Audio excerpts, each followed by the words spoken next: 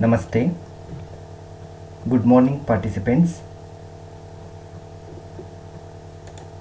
I am Professor Manjunatha S., faculty in the Civil Engineering Department, Girijabai Sale Institute of Technology, Karwar. Today I am going to give a talk about the big picture in civil engineering profession.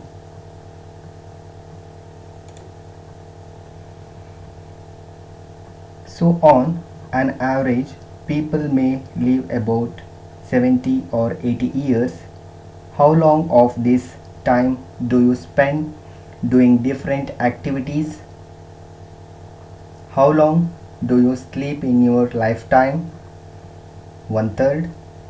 So it is said that you sleep about 33 years if your life is 79 years. It is more than one third. Why? Your childhood is slept more, and again when you grow older, maybe you will be sleeping more. Maybe now you are not finding enough sleep.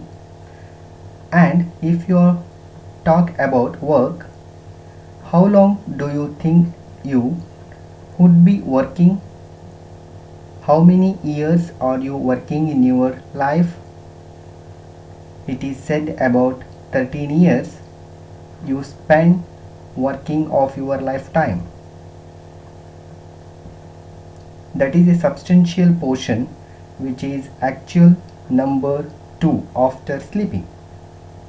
So most of what you are doing throughout your life after sleeping is working. And then you have other things.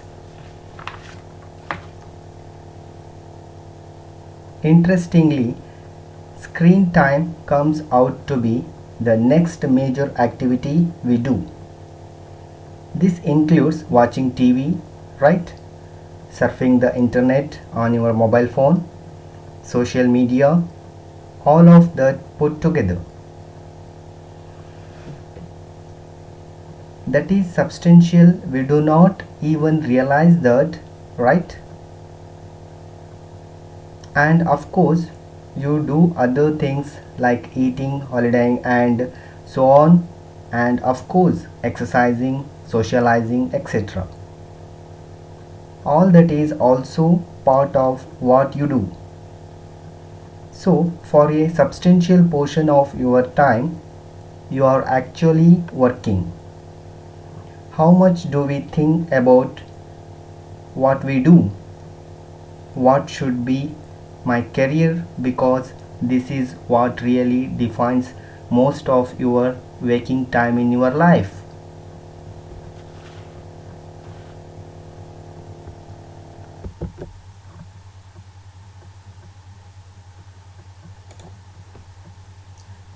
Job satisfaction theories. So it turns out that there are different job satisfaction theories around. So one of the theories is based on Maslow's triangle. It talks about it as the hierarchy of needs. Every individual has a hierarchy of needs.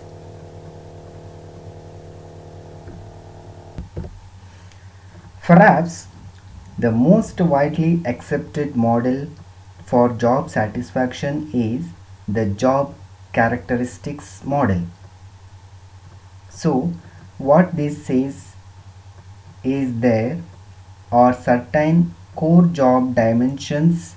This includes your skills, not just your skills, the variety of skills. How am I able to learn and apply different skills? That is something that is important, and it talks about task identity, task significance. How important is a task and how unique is a task?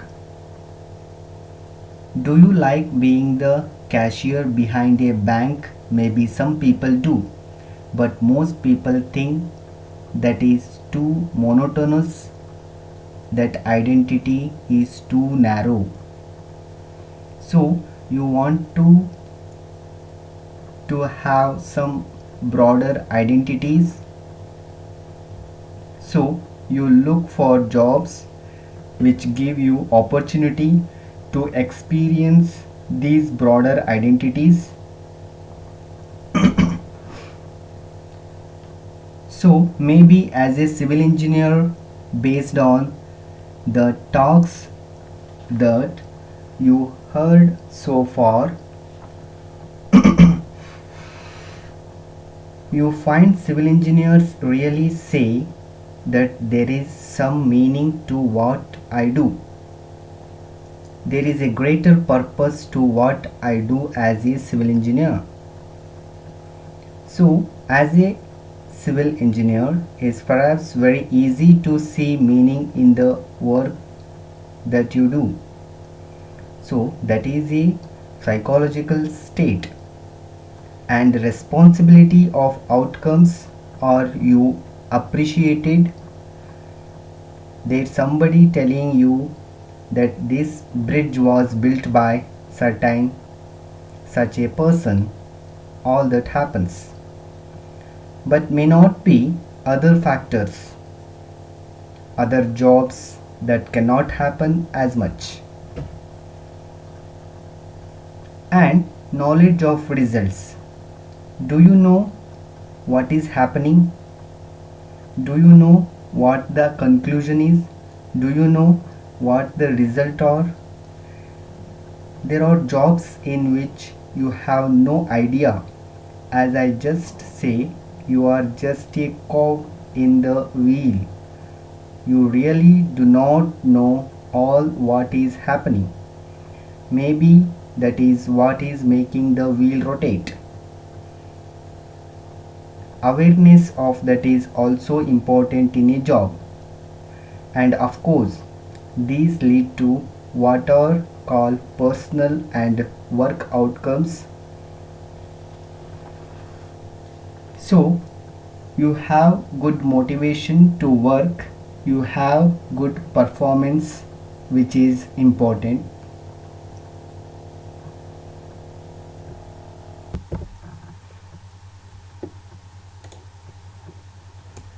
Money versus meaning.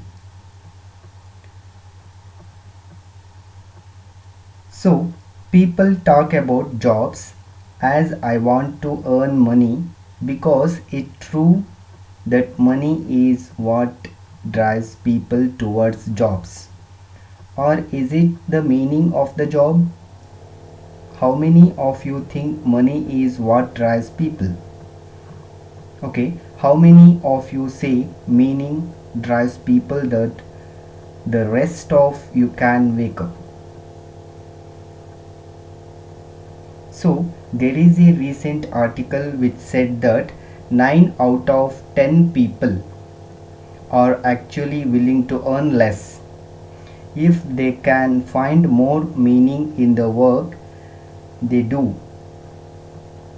That is 90% of the people.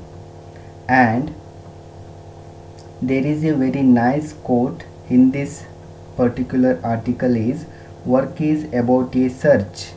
It is a search for daily meaning besides daily bread. So earning money is only part of working.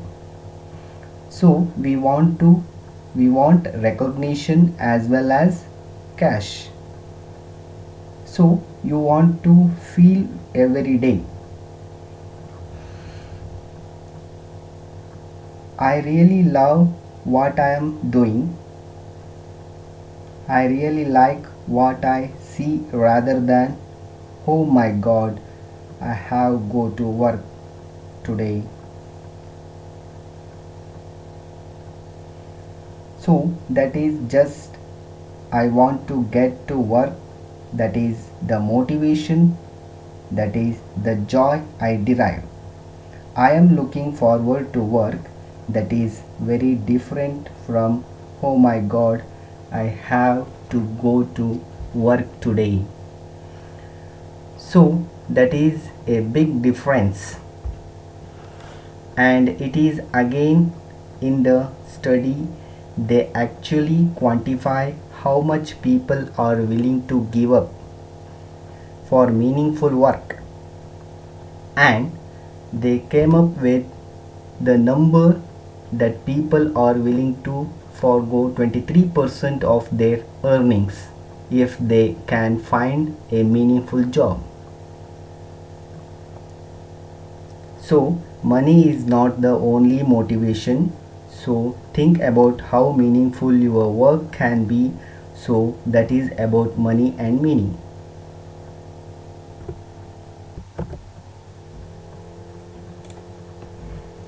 Success as civil engineer. I will talk about success as a civil engineer slightly more specific, but this could also be as an engineer or any other career for that matter. So, just to make it easy to remember, I came up with an acronym that means all points, first letter. I am calling it social. SOCIAL. All points, first letter. Let us see what social stands for. The S is for skill. It will talk about skill.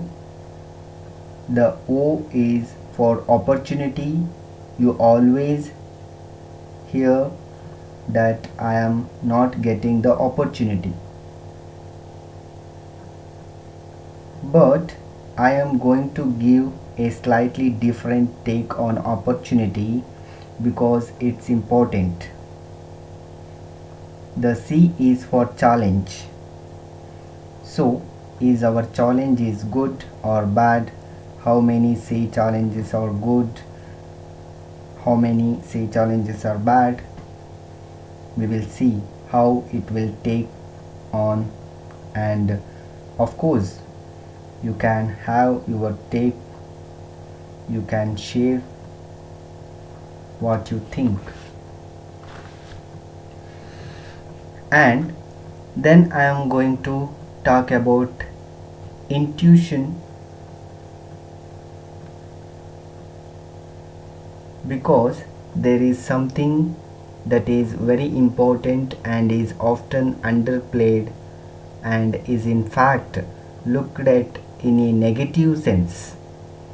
As engineers, we are actually told to make decisions based on facts, not based on intuition. Again, I will provide a slightly different take on intuition, and A is for awesome.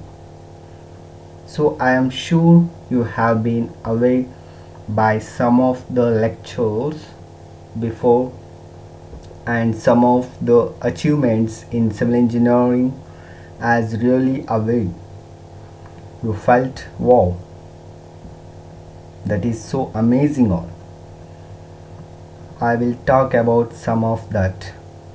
And L is for laughter. Laughter. At the end of the day, you have to be enjoying what you are doing. You should be going back home smiling. If that is not happening, you really need to think about what is it you are doing. Is it really giving you the joy?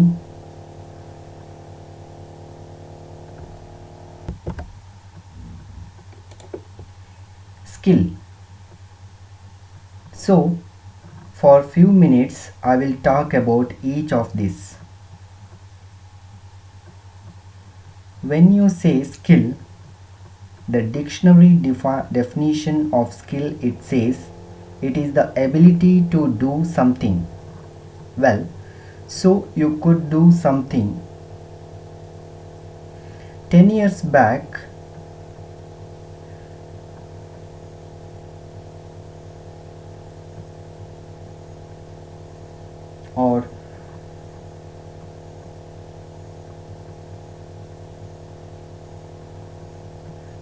10 years back I could cook, but I will be the only one eating what I cook.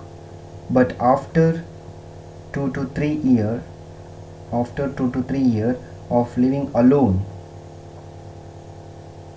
and cooking practice, I can say now that my colleague will also risk it. That means he will also share the meal with me.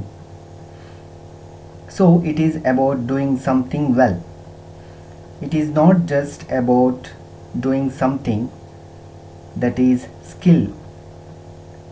In the Bhagavad Gita, they say, Yoga Karmasu Kaushalam.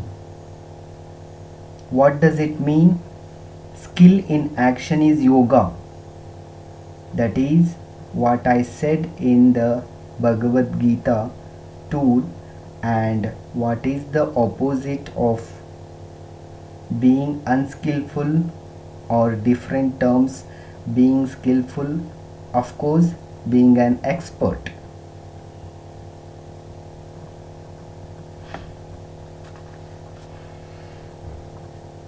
That is mainly because they are experts in their field. They are well known in that particular area and they are very skillful in what they do. So, being an expert and being experienced or practiced, I will talk about this as well. How you develop skill? By practice, by repeatedly doing it. You want to achieve this the first year, but it takes several years.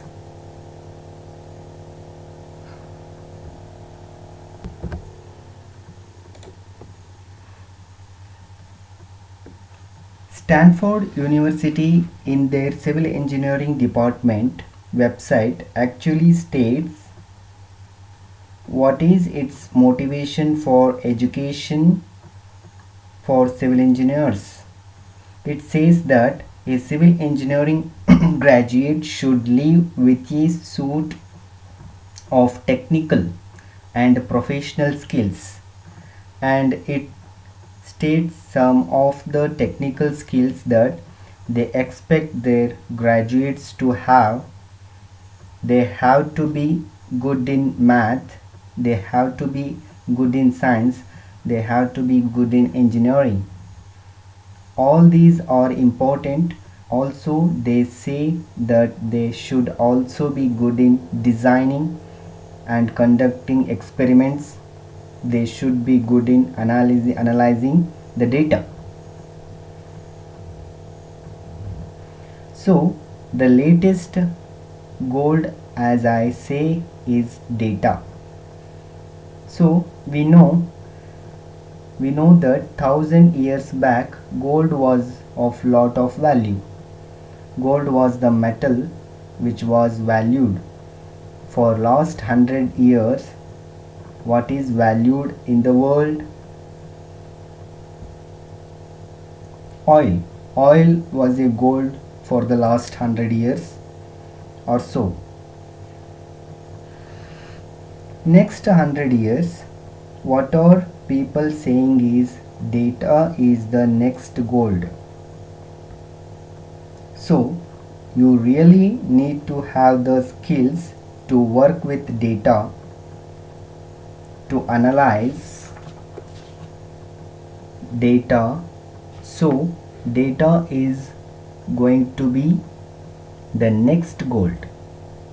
So, they say that that is something that they emphasize in terms of technical skills.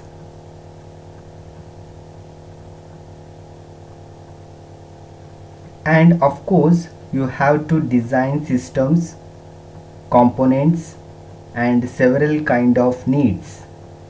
It should not only be economic, it should also be suitable for an environmental perspective and from a social perspective, and so on all.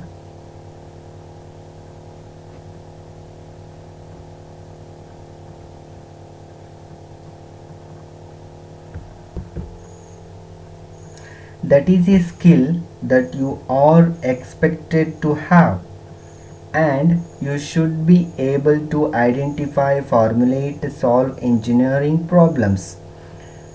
A lot of things you will do here is in classrooms or solving problems, but in the real world it is also about identifying problems.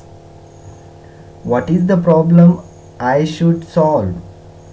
So, of course, if you take up graduate study, so you become a BE or BTech student,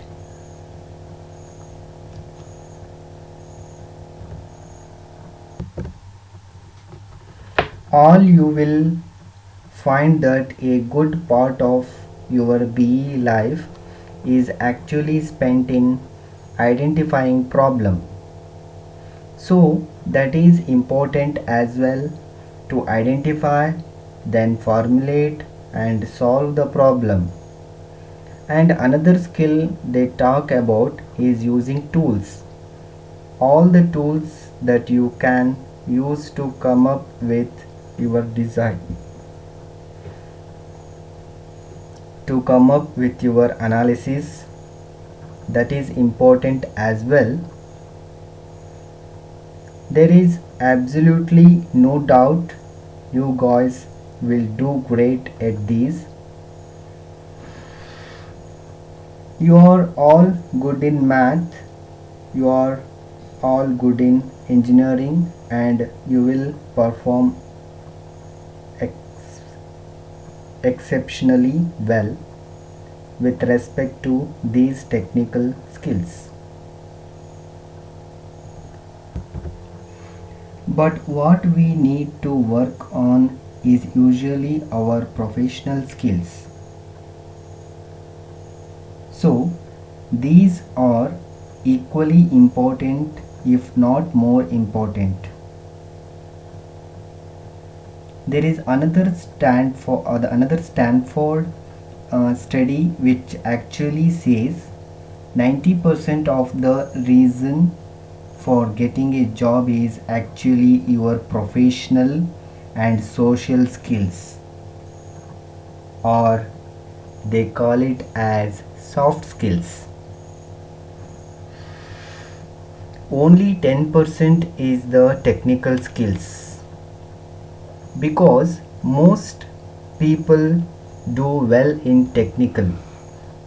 They are all equally good, but when it comes to social and professional, that is where the differentiation really happens. So, what are some other professional skills they talk about? Working in terms, not just terms,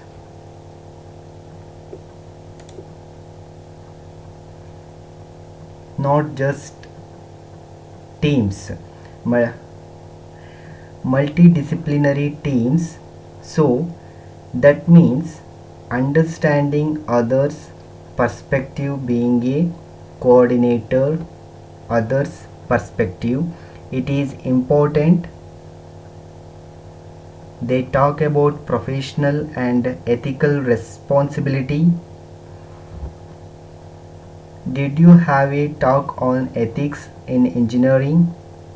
So maybe at some point you will be exposed to that. It is very important. As engineers, you will be making fairly big decisions in your life, and ethics plays a major part in deciding the right decisions. So it is not just economic, but has to be ethical. So that is something that is important, that the skill to have.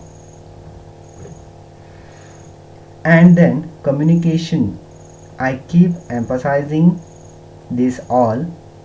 No matter what job you take up, substantial portion of your job will be spent in actually communicating what you are doing.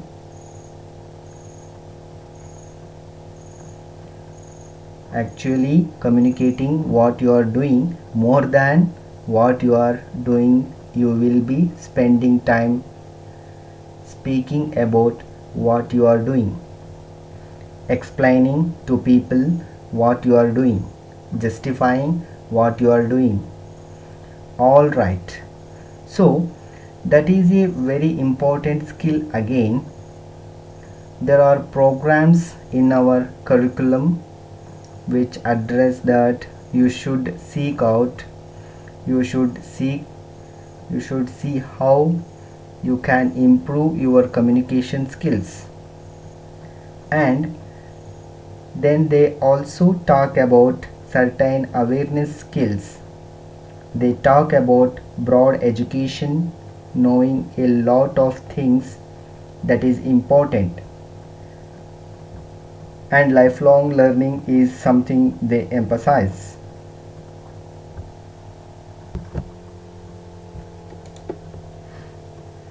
How many of you heard the 10,000 hours rule? So, he was basically a psychologist and a social researcher. He won a Nobel Prize in economics and he came up with this rule. He said, if you have to become an expert in any area, in anything, you should have practiced it for 10,000 hours.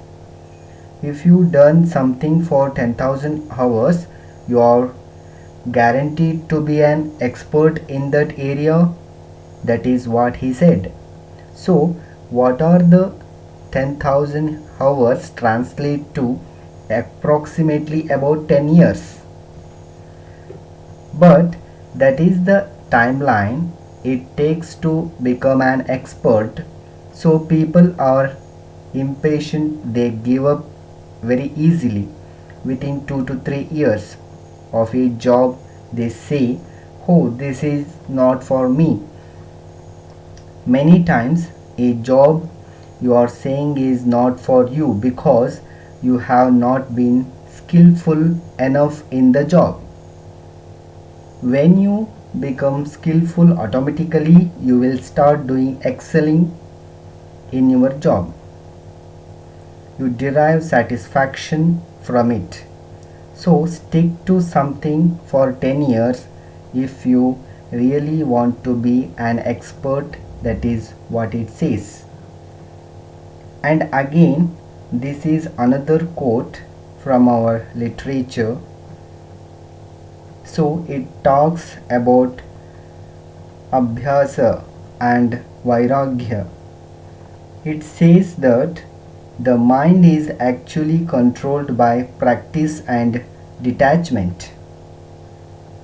Abhyasa is practice and vairagya means detachment.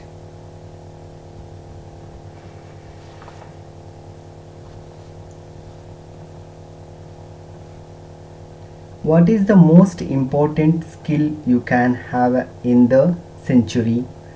A lot of people, behavioral theories and occupational theorists, they said the skill of the century is to be indestructible.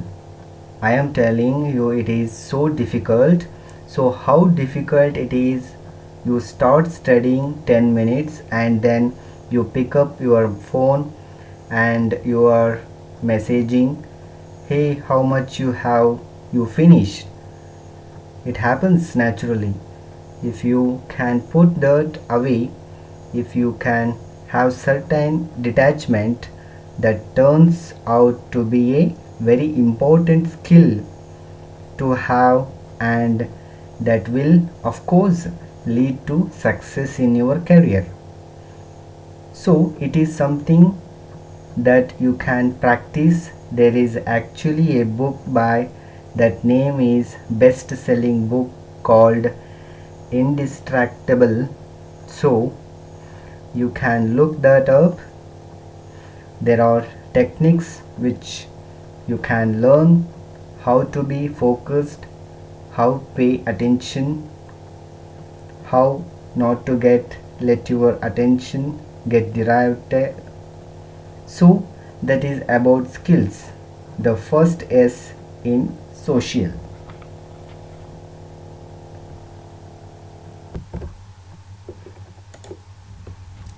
Next is opportunity. So people think opportunity is luck. We should be lucky to have an opportunity. Here are three very nice quotes on opportunity. I already had a Einstein picture, so that Einstein is saying opportunity lies in the middle of difficulty. What does it mean? So if you want opportunities, seek out difficult problem, seek out difficult challenges. When you start seeking difficulty, then you will find opportunity. If you going to shy away from difficulty, if you just going to be happy sitting where you are not going to get the opportunities. So Einstein is kind of hinting at where you get opportunity. And then there is a comedian, Milton Berle. He says, "Oh, if opportunity does not knock, build a door."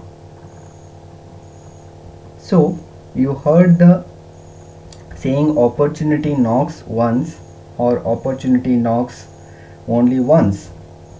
That is the saying as the popular saying. So he is a comedian, he is just flipping the that around. He is saying if you are not getting knocks from opportunity, maybe you do not have a door. Build a door, then you will find the opportunity knocking. This is also telling you that building a door is like maybe acquiring a new skill, learning something new. Once you start doing that, then you will find opportunities open up. If you are going to be stuck with what you have and what and if you are saying I am not having any opportunities, maybe you need to build more doors. Once you start doing that, opportunity will come your way. That is a very interesting quote as well. And the third quote is from Thomas Edison, the famous scientist again. Opportunity is missed because it is dressed in overalls and looks like work. So essentially what he is saying is the people who work will definitely find opportunity. So it is not about opportunity, it is more about hard work. It's more about skilling yourself. It's more about skilling yourself in difficult areas when sharing into difficult problems. So when you make a career choice, think of what is difficult, think of how you can expand your skills, think of putting in those extra hours of work, and when you do that, I am telling you are going to have so many opportunities. It is good to have multiple things tend to choose. So that is the O in social. Then I come to C, which is challenge. So everybody has challenges in life. Some people are successful, some people are not so much. So this is basically saying people who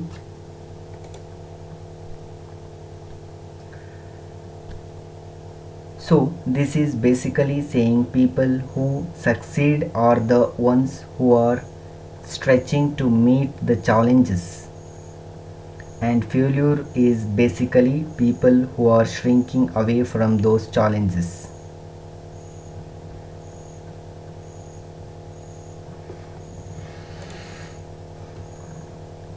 So, seek challenges and stretch yourself. So, I was just looking for challenges in civil engineering. So there was actually research article in one of reputed journals in civil engineering. ASCE stands for American Society of Civil Engineers. So they publish a whole host of journals on research articles.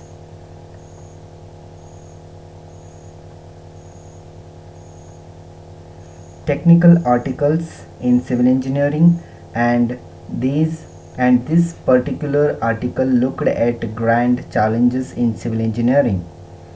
So if there is an area of engineering which is got really grand challenges, huge challenges, I think it is civil engineering.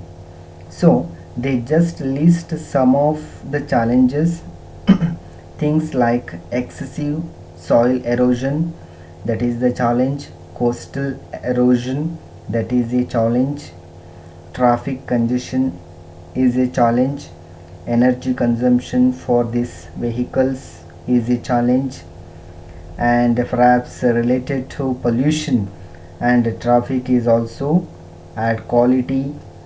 What is being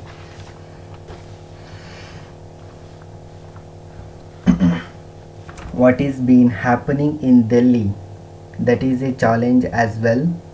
All of these are not small challenges. These are huge challenges. These are grand challenges. Any challenge you take up in civil engineering is actually grand, nothing small about it. And of course, when you talk about structures, how to make them resilient. So there was typhoon recently in Japan, and still the damages were so less. They said the speed were about 200 kilometers per hour, the wind speed in the typhoon. So how do you come up with infrastructure that can withstand these kind of calamities? And again, because of climate change, some researchers are saying these challenges, these calamities are coming up much more frequently. You are having more cyclones now, more floods now than much maybe 50 years back or 100 years back. So if you talk about civil engineering,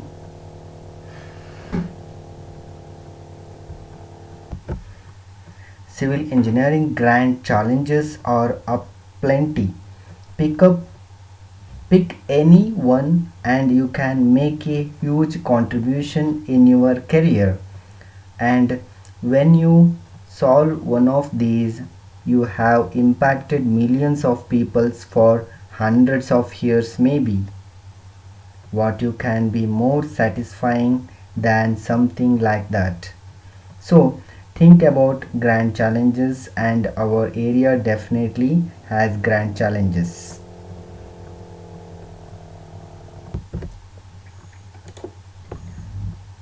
So that is SOC. Then I have letter I in social intuition. So again, dictionary defines intuition as ability to understand something instinctively. I know what it is. That is intuition. and. In fact, they also say without the need for conscious reasoning. So, what does conscious reasoning mean? Is applying your logic. So, we think we were told as scientists that we must apply our logic. We must be scientific in our approach, but let us hear out from one of the greater scientists of the last century, Albert Einstein. He said that intuitive intuitive mind is actually a secret gift, just as a rational mind this is a faithful servant. So he is saying that logical thinking is like a faithful servant, right? But the intuitive mind is actually the secret gift. So we have created a society that honors the servant and has forgotten the gift. Imagine this he said maybe 100 years back. Now it is even more so. You are discouraged to think intuitively. You are asked to go by logic, by data only. But to a large extent logic cannot transcend beyond what we know, and knowledge discovery happens beyond what we know. So you have to take a jump, a leap into the unknown that comes from intuition. Latest research on intuition is actually saying that it is not something which is magical. Intuition is not a magical happening. Intuition is actually what you develop with experience, but it gets embedded in it your subconscious mind. So it does not come up to your conscious reasoning. Subconsciously you make decisions. People actually call intuition also has a gut feel. I have a gut feeling that I should do this all. So it turns out that latest research which is looking at basically what is in your gut, the bacteria in your gut, all they are saying that has a very close link to how your brain no response. So the bacteria gut is actually determining what your brain is thinking.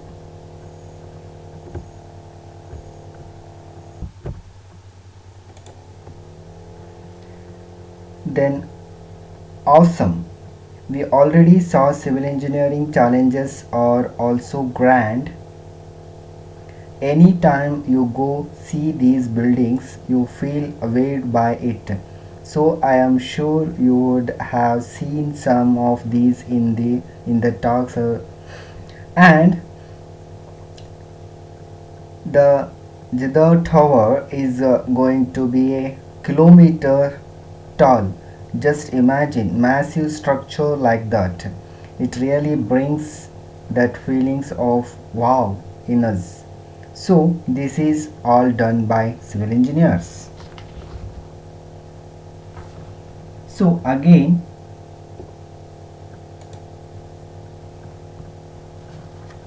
when you go look at it, the first time I saw the Statue of Liberty, I was like amazing. Why do not we have something like this in India? Luckily, we have it over the last 15 to 20 years or so. In fact, the previous slide on tall buildings, there is only one from the US. The rest all in Asia. So all the it is all in the last 20 years. It is transformed Asia as a destination, as an economic power.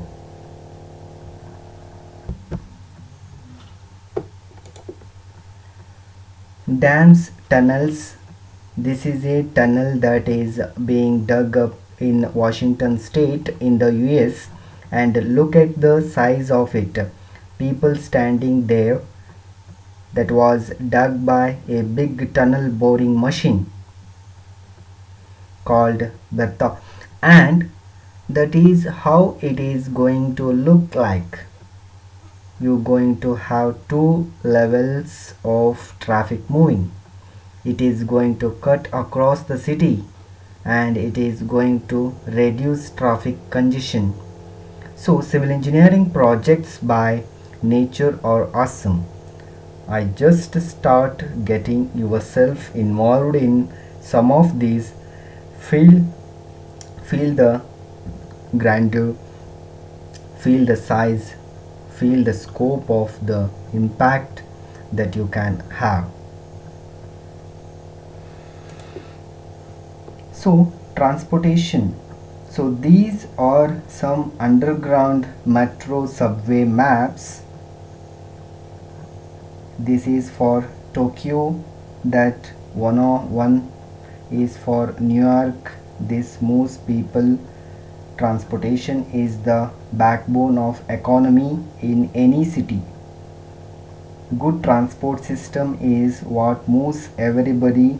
So building these, planning for these is done by civil engineers.